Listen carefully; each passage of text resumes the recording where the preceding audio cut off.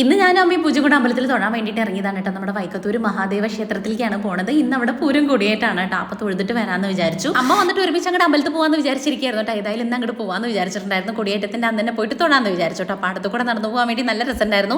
ഇപ്പോൾ വെയിലും കാര്യങ്ങളൊന്നും ഇല്ല കേട്ടോ. തിരിച്ച് വരുമ്പോൾ നല്ല നട്ടപ്പുറ വെയിലായിരിക്കും. മയിലിനെയൊക്കെ കണ്ടിട്ടുണ്ടായിരുന്നു ഞങ്ങൾ പോകുമ്പോൾ കേട്ടോ. പിന്നെ അത് ഓട്ടോ കിട്ടിയിട്ടുണ്ടായിരുന്നു ചെന്ന പാടന്നെ. അങ്ങനെ നേരെ നമ്മൾ അമ്പലത്തിൽ അവിടെ എത്തിയതൊരു പോസിറ്റീവ് വൈബായിരുന്നു കേട്ടോ. പ്രത്യേകിച്ച് നമുക്ക് അമ്പലങ്ങളിലൊക്കെ ഒരു പോസിറ്റീവ് വൈബ് കിട്ടാറുണ്ടെങ്കിലും ഇന്ന് കൊടിയേറ്റത്തിൻ്റെ ദിവസമായിട്ട് തോന്നുന്നു പ്രത്യേക ഒരു വൈബായിരുന്നേ. അങ്ങനെ ആ അമ്പലക്കുളം കൂടെ കണ്ടിട്ട് നമ്മൾ കാലൊക്കെ കഴുകി നേരെ വഴിപാട് ഷീട്ടാക്കാൻ വേണ്ടിയിട്ട് ആളും തിരക്കൊക്കെ ആയി വരുന്നുണ്ടായിരുന്നുള്ളൂ. നമ്മൾ കുറച്ച് നേരത്തെ ഇറങ്ങി എന്ന് പറഞ്ഞിട്ടുണ്ടായിരുന്നല്ലോ. അവിടെ കട്ടൊക്കെ വിരിച്ചിട്ട് അമ്പലം അടിപൊളിയാക്കിയിട്ടുണ്ടായിരുന്നു കേട്ടോ. പിന്നെ ആ പന്തലൊക്കെ ഇട്ടിട്ട് റെഡി ആക്കിയിട്ടുണ്ട്. സ്റ്റേജിൽ ചേച്ചിമാർ വായന തുടങ്ങാൻ വേണ്ടിയിട്ടുള്ള പരിപാടിയും കാര്യങ്ങളൊക്കെ നോക്കിക്കൊണ്ടിരിക്കുന്നുണ്ട്. ഞങ്ങൾ എല്ലായിടവും തൊഴുതിട്ട് ഉള്ളിൽ കയറിയിട്ടുണ്ടായിരുന്നു കേട്ടോ.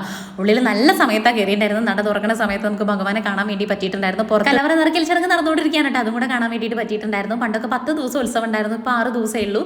29-ാം തീയതിയാണ് ലാസ്റ്റ് പൂരം കേട്ടോ. അതിൻ്റെ ഇടയിൽ ഒരുപാട് ഒട്ടനവധി പ്രോഗ്രാംസും കാര്യങ്ങളൊക്കെ സ്റ്റേജിൽ അവിടെ തിരുവാതിരക്കളി, കുട്ടികളുടെ പരിപാടി, അങ്ങനെയുള്ള ഒരുപാട് ചാക്യാർകൂത്ത്, കഥകളി, അങ്ങനെ എല്ലാ പരിപാടികളും അവിടെ നടന്നുകൊണ്ടിരിക്കട്ടെ. ഈ ഒരു 6 ദിവസം സ്റ്റേജിൽ. ഇത് നമ്മുടെ നാട്ടിലെ ചേച്ചിമാരാണ് കേട്ടോ വായിച്ചുകൊണ്ടിരിക്കുന്നത്. അവരെല്ലാവരും ഒരേ കളർ സെറ്റും കൊണ്ടൊക്കെ എടുത്തിട്ട് നല്ല ഭംഗിയുണ്ടായിരുന്നു കാണാൻ വേണ്ടിയിട്ട്. ഇതാണ് പുറത്തെ സ്റ്റേജ്. ഇവിടെയാണ് പ്രോഗ്രാമും കാര്യങ്ങളൊക്കെ നടക്കുക. നാളെ മുതൽ രാവിലെ പ്രാതലും ഉച്ചയ്ക്ക് പ്രസാദോട്ടൊക്കെ ഉണ്ട് കേട്ടോ. അപ്പോൾ എല്ലാവരും വന്നോളൂ നമ്മുടെ ഉത്സവം കൂടാൻ വേണ്ടിയിട്ട്. അപ്പോൾ വീഡിയോ ഇഷ്ടമാണെങ്കിൽ സബ്സ്ക്രൈബ്, ലൈക്ക്, ഷെയർ, കമൻറ്റ് ചെയ്യുന്ന ആളെ കാണാം. Tata bye, see U.